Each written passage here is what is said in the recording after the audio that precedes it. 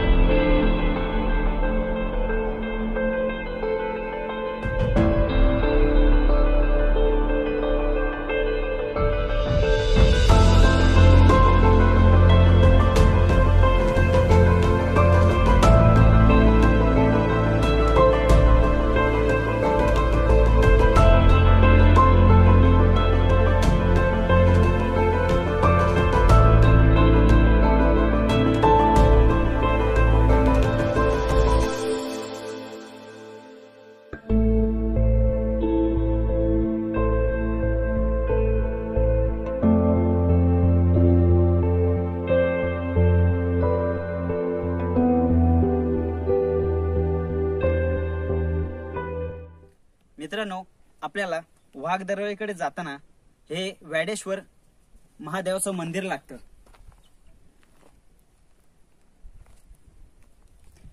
आणि इथून खाली उतरलं की आपल्याला हे कुशावर्त तलाव लागतं.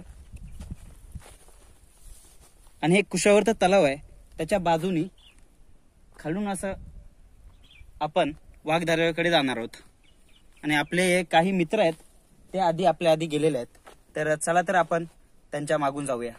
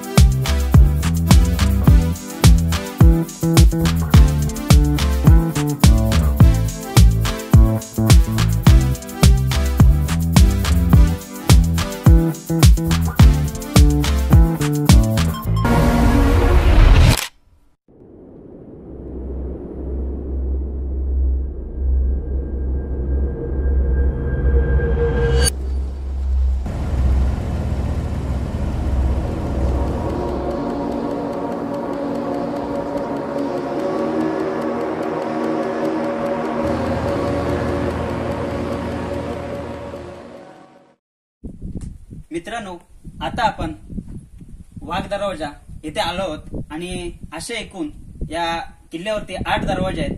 त्यातील चित दरवाजा, नाना दरवाजा आणि महादरवाजा याची विस्तृत माहिती आपण मागील भागामध्ये घेतली आहे. आणि आता आपण वाघ दरवाजा याची विस्तृत माहिती रायगड अभ्यासक सुरेशजी वाडकर यांच्याकडून समजून घेणार आहोत. जय शिवराय. छत्रपती शिवाजी महाराजांनी स्वराज्य स्थापन केल्यानंतर त्यांच्या मनामध्ये आपल्या राजधानीच्या संदर्भात एक वेगळी संकल्पना होती. त्यांच्या अवलोकनामध्ये 3 किल्ले होते. एक म्हणजे चितोड. महाराज हे मूळचे राजस्थान मधल्या सिसोदी वंशाची आणि या वंशाची राजधानी चितोड एका उन्नत मस्तक डोंगरावरती वसलेली नाना दरवाजांनी सुरक्षित अशी एक नितांत सुंदर राजधानी आणि अशा प्रकारची राजधानी इथे महाराष्ट्र देशी वसावी असाही हेतू महाराजांच्या मनात होता. यादवांची राजधानी देवगिरी, जिला दुर्दैवाने आता आपण दौलताबाद म्हणतोय, आणि शिलारभोजची राजधानी पर्नालदुर्ग किंवा पन्हाळा तो कोल्हापूरमध्ये आहे. हे 3 किल्ले असे आहेत की शत्रू सैन्यात सहज प्रवेश करणं अतिशय कठीणातली कठीण गोष्ट. आणि अशा किल्ल्यांच्या धर्तीवर आपल्या राजधानीच्या गडाचं स्वरूप असायला हवं असे जे महाराजांना वाटत होतं. रायगड त्यांच्या ताब्यात 15 मे 1656 आल्यानंतर या किल्ल्याची निर्मिती करत असताना किंवा इथे बांधकाम करत असताना किल्ल्याला एकच दरवाजा न ठेवता वेगवेगळ्या 8 दरवाजांची निर्मिती त्यांनी इथं करवून घेतली. त्याच्यात आपण आता चित दरवाजा, नाना दरवाजा आणि महादरवाजा याची माहिती घेतलेली आहोत. आता आपण आलेलो आहोत वाघ दरवाजा या ठिकाणी. या दरवाजाचं वर्णन असं केलं जातं की पाण्याचा प्रवाह फक्त इथून उतरू शकतो आणि वाऱ्याचा झोत फक्त इथून चढू शकतो. अशा दरवाजातला खालची 300 फुटाची दरी उतरणं किंवा चढणं वाघाच्या छातीच्या माणसाला जमू शकेल, म्हणून तो वाघ दरवाजा. आपण होळीच्या माळाकडनं वाघ दरवाजा उतरायला सुरुवात केली. साधारण 1.5 किलोमीटर उतरल्यानंतर आपण दरवाजापाशी येऊन पोहोचलो. त्यावेळेला या दरवाजाकडे येताना त्या दरवाजाची दुर्गमता त्या वाटेवरची आपल्याला कळाली. आता 24 मार्च 1689 या दिवशी या रायगडाला वेढा पडला. औरंगजेबाचा वजीर असद खान याचा मुलगा इतिकत खान यांनी शिवाजी महाराज आणि संभाजी महाराजांच्या मृत्यूनंतर 24 मार्च 1689 गडाला वेढा दिला आणि वेढा दिल्यानंतर तो वेढा जवळजवळ 7 महिने टिकला. गडावरती त्यावेळेला येसुबाई होत्या, राजाराम होते आणि शाहू महाराज होते. पण वय वर्ष 7 हे वय राज्यकारभार करण्यास अयोग्य, म्हणून राजारामांनी राजप्रतिनिधी म्हणून कारभार सांभाळावा असं येसुबाईंचं धोरण होतं. ज्या वेळेला गडाला वेढा पडला त्यावेळेला राजारामाला येसुबाईंनी फरमान सोडलं की आपण वाघ दरवाजातल्या साखळीच्या सहाय्याने उतरावे, पडलेल्या वेड्यावरती प्रति हल्ला करावा, तोपर्यंत आम्ही किल्ला लढवतो. राजाराम महाराज निवडक सैन्य सोबत घेऊन या दरवाजातला साखळीच्या सहाय्याने खाली उतरले, पडलेल्या वेड्यावरती प्रति हल्ला केला, परंतु तो वेढा तोकडा पडला आणि तोकडा पडल्यानंतर राजाराम महाराज पळाले ते कर्नाटक मधल्या जिंजी किल्ल्यावरती. गडाचा पोशिंदा पळाला अशी अवई उठली. नेमकी त्याच वेळेला बंदुकी झाली आणि मग 3 नोव्हेंबर 1689 या दिवशी रायगड इतिकत खानाच्या ताब्यात आला. इतिकत खानाच्या ताब्यात आल्यानंतर त्यांनी सर्वप्रथम काय केलं असेल तर छत्रपती शिवाजी महाराजांचं दैदिप्यमान सिंहासन हे रामाजी दत्तप्रभू चित्रे यांनी 4 महिने अविश्रांत मेहनत घेऊन भारतीय शास्त्रोक्त पद्धतीने तयार केलेलं 32 मन वजनाचं सोनं त्यासाठी वापरलेलं. किलोच्या हिशोबात 1280 किलो सोनं घणाचे घाव घालून ते फोडलं, लुटलं. ते सोनं घेऊन तो दिल्लीला गेला. महाराजांचा दत्तरखाना तिथे ऐतिहासिक कागदपत्र ठेवली जायची ती बाहेर काढून ती जाळून नष्ट करून टाकली. गडावरती असलेली देवळं जगदीश्वर मंदिर, व्याडेश्वर मंदिर, शिरकाई मंदिर, हनुमंतांचं मंदिर अशी जी काही मंदिरे होती ती उद्ध्वस्त करून टाकली. मराठींच्या अस्मिता दाखवणाऱ्या इमारती पाडून टाकल्या.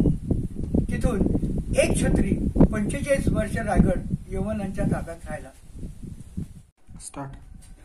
वाघ दरवाजातनं बाहेर पडल्यानंतर समोरच पोटल्याच्या डोंगराचं विहंगम दृश्य आपल्याला इथून दिसतं.